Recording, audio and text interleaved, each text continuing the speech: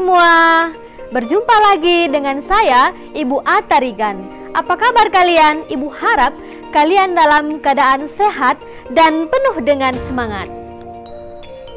Nah, adapun materi kita kali ini yaitu tentang Kedaulatan Negara Republik Indonesia. Sebelum kita memulai materi kita, mari kita saksikan video berikut ini.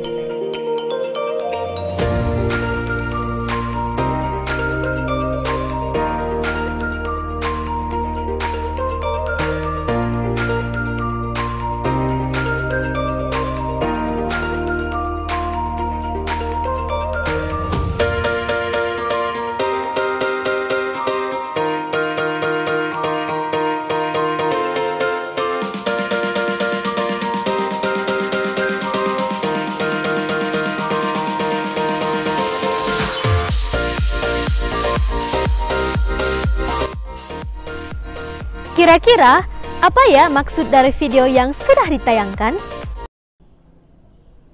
Nah, jadi kali ini kita akan masuk ke dalam materi kita, yaitu Kedaulatan Negara Kesatuan Republik Indonesia. Dalam hal ini juga kita akan membahas sebuah teori kedaulatan dari seorang ahli tata negara dari Prancis yang hidup di tahun 1500-an.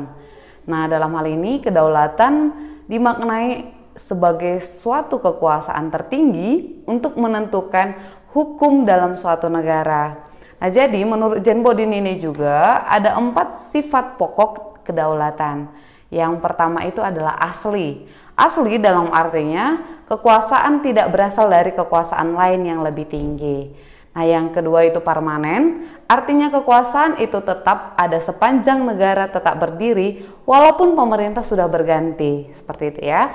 Nah, kemudian yang ketiga itu tunggal, artinya kekuasaan itu merupakan satu-satunya dalam negara dan tidak dibagi-bagikan ke badan-badan yang lain, seperti itu ya. Nah, yang terakhir itu tidak terbatas, artinya kekuasaan itu tidak dibatasi oleh kekuasaan yang lain.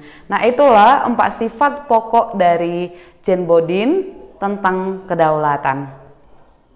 Nah, selanjutnya, kedaulatan atau kekuasaan suatu negara terdiri dari 2 bentuk. Yang pertama itu kedaulatan ke dalam dan yang kedua itu kedaulatan keluar. Nah, apa itu kedaulatan ke dalam? Kedaulatan ke dalam artinya bangsa yang sudah merdeka mengatur dan menyusun struktur pemerintahan sendiri dan memiliki kekuasaan mengelola sumber daya alam. Nah, yang kedua, kedaulatan keluar artinya mempunyai kekuasaan dan bekerja sama dengan bangsa lain. Jadi inilah bentuk dari kedaulatan di negara kita.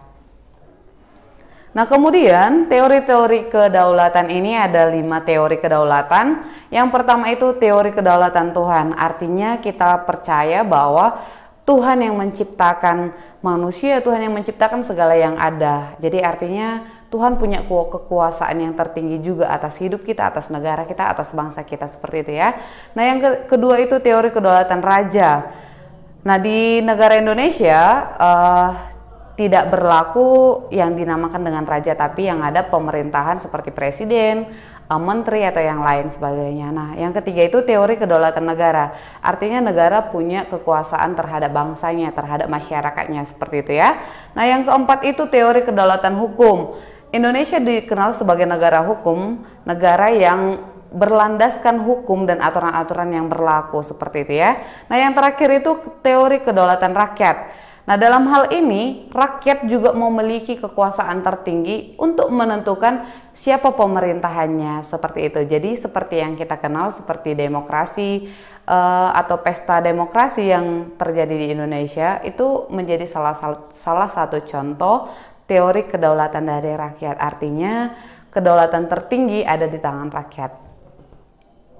Nah, kemudian negara Indonesia adalah negara yang berdasarkan atas kedaulatan rakyat. Landasan hukum negara Indonesia menganut kedaulatan rakyat yang ditegaskan dalam Undang-Undang Dasar Negara Republik Indonesia tahun 1945. Nah, di sini di dalam pembukaan Undang-Undang Dasar Negara Republik Indonesia pada alinea keempat, yaitu maka disusunlah kemerdekaan kebangsaan Indonesia itu ke dalam suatu Undang-Undang Dasar Negara Indonesia yang terbentuk dalam suatu susunan negara Republik Indonesia yang berkedaulatan rakyat. Nah, jadi pada pembukaan Undang-Undang Negara Republik Indonesia tahun 1945 juga dikatakan bahwa kemerdekaan Indonesia itu sudah ada di dalam undang-undang. Jadi ketika sudah merdeka artinya rakyat punya kedaulatan, kita punya kekuasaan, seperti itu ya. Nah, kemudian juga dicantumkan pada pasal 1 ayat 2 Undang-Undang Dasar Negara Republik Indonesia tahun 1945 menegaskan bahwa kedaulatan berada di tangan rakyat dan dilaksanakan menurut Undang-Undang Dasar Negara Republik Indonesia. Nah, sekalipun bangsa Indonesia atau masyarakat, kita sebagai masyarakat Indonesia punya kedaulatan tertinggi, tetap sesuai dengan Undang-Undang Dasar Negara Republik Indonesia ya. Nah, dalam hal ini kita memakai demokrasi Pancasila sebagai landasan demokrasi kita di Indonesia. Nah, demokrasi Pancasila itu juga merupakan demokrasi yang sesuai dengan bangsa Indonesia ya, karena bersumber pada tata nilai sosial budaya yang sudah melekat dalam kehidupan sehari-hari kita. Nah, asas atau prinsip utama dari demokrasi Pancasila yaitu pengambilan keputusan melalui musyawarah mufakat. Musyawarah berarti pembahasan untuk menyatukan pendapat dalam menyelesaikan masalah bersama. Nah, dalam arti Indonesia ini dikenal sebagai negara yang bermufakat dulu sebelum mengambil keputusan. Ada musyawarah dan mufakat, setelah itu akan timbul sebuah solusi atau sebuah keputusan ya. Nah, mengapa demokrasi Pancasila dipakai untuk Indonesia? Nah, dalam hal ini kita akan mempelajari nilai lebih dari demokrasi Pancasila. Nilai lebihnya adalah adanya penghargaan terhadap hak asasi manusia dan hak minoritas. Demokrasi Pancasila tidak mengenal dominasi mayoritas atau tirani minoritas. Demokrasi mayoritas mengandung makna bahwa kelompok besar menguasai segi kehidupan dengan mengabaikan kelompok kecil. Kepentingan kelompok kecil diabaikan oleh kepentingan kelompok terbesar dalam masyarakat. Sedangkan tirani minoritas berarti kelompok kecil menguasai segi kehidupan dengan mengabaikan kelompok besar. Keputusan dalam demokrasi Pancasila mengutamakan kepentingan seluruh masyarakat, bangsa dan negara. Nah, dalam hal ini tidak ada artinya kelompok mayoritas, tidak ada kelompok minoritas seperti itu ya. Yang ada bahwa demokrasi Pancasila ini mementingkan baik itu mayoritas, baik itu minoritas, kelompok kecil, kelompok besar memiliki kedudukan yang sama dalam demokrasi Pancasila. Nah, inilah yang menjadi kelebihan dari demokrasi Pancasila ya. Nah, kemudian perkembangan demokrasi di Indonesia, negara Republik Indonesia. Jadi ada dinamikanya atau perubahan-perubahan yang terjadi sampai pada pemutusan demokrasi Pancasila dipakai di Indonesia. Nah, yang pertama itu demokrasi parlementer. Nah, demokrasi parlementer ini terjadi pada tahun 1945 sampai 1959. Nah, yang kedua, demokrasi terpimpin terjadi pada tahun 1959 sampai 1966.